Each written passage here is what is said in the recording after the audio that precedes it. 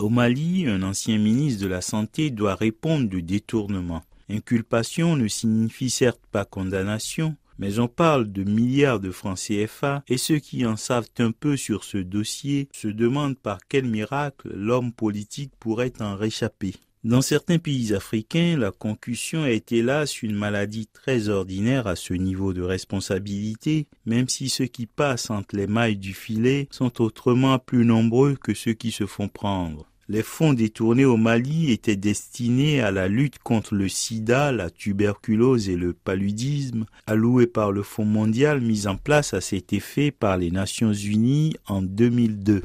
Très concrètement, une partie de l'argent dont se privent d'autres peuples pour aider à sauver des vies humaines au Mali est allée dans les poches de quelques kleptomanes haut placés.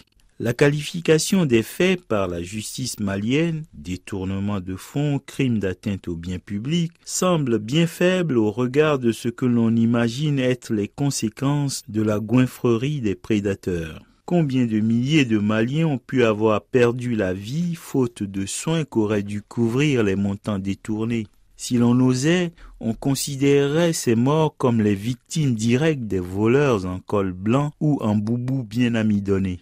Quelle différence en effet entre les tueurs en série et ceux qui détournent des fonds destinés au traitement des maladies les plus meurtrières dans un pays? En l'état actuel de la plupart des législations, le ministre et ses compères, s'ils étaient reconnus coupables, s'en sortiraient à meilleur compte que le tueur en série. On les reverra assez tôt en liberté, profitant de ces fortunes acquises au prix de la vie des autres.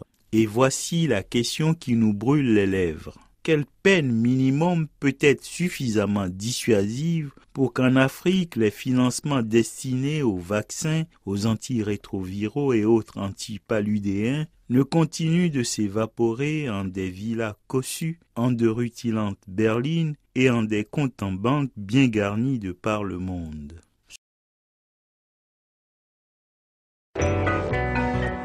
L'hypocrisie dans la politique. Ce n'est pas bon, nous n'en voulons pas. Démagogie dans la politique. Ce n'est pas bon, nous n'en voulons pas. La dictature dans la politique. Ce n'est pas bon, nous n'en voulons pas. Du bonheur pour le peuple. De l'amour pour le peuple.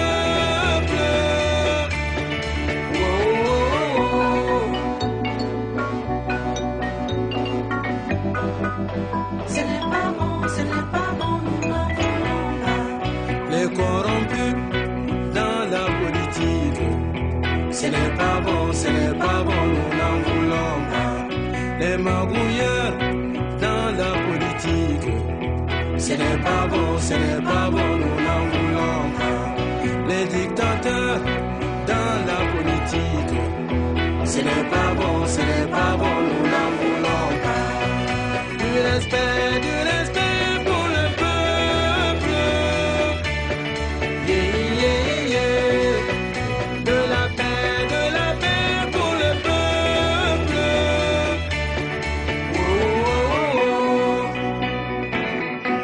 Le politique trahit ses pairs.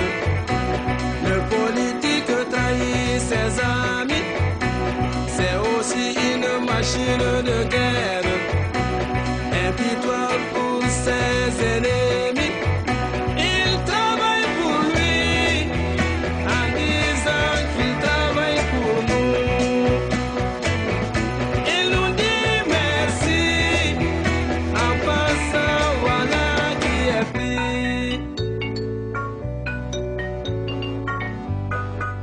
Ce n'est pas bon, nous n'en voulons pas. L'hypocrisie dans la politique. Ce n'est pas bon, nous n'en voulons pas. Démagogie dans la politique. Ce n'est pas bon, nous n'en voulons pas. Les dictateurs dans la politique. Ce n'est pas bon, nous n'en voulons pas.